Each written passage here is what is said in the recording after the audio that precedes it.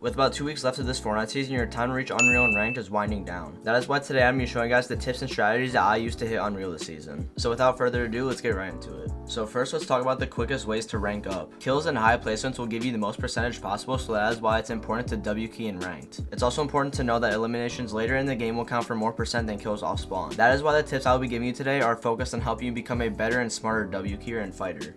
The first tip is only take fights that you know you can win. If you eye players from a distance, you can get a sense of how good or bad they're doing in the game. Try to point out players that aren't as stacked because they won't be as ready for a fight than you might be. Third partying fights is also a good way to pick up free elims. Before you do any of this though, land at a spot that is low key and rarely ever contested. Make sure you loot the areas around it to maximize on your loot and materials so you're ready for a fight. If you see a player who looks like they want to W key, they are probably pretty stacked, so it is smart to realize when you can or can't fight, because making it to endgame is what will get you more percentage in the end. The next tip is play slower. You might think getting in the action right away and being more aggressive is better, but ultimately it leads to you making dumb decisions and losing percentage. Like I said before, landing at a low-key spot will almost guarantee you to survive longer into the game because you have more loot for yourself. Along with that, you also don't have to worry about being pushed as much off spawn. But later into the game, when you do get in fights, 90% of the time they will end up being box fights. It is important to let your opponent make the mistakes so you can capitalize on them and get more kills. If you sit back in your box rather than go for shots immediately, your opponent will eventually get impatient and make open edits and dumb plays. That is when you take advantage of that and go for shots on them. It is also important to not get overconfident even if you get someone low. Just because you hit them for a lot doesn't mean you can't lose the fight still. Most people will make dumb choices when playing aggressive on a weak opponent, which causes them to die. It is important to apply pressure, but don't leave yourself too exposed for the opponent to kill you.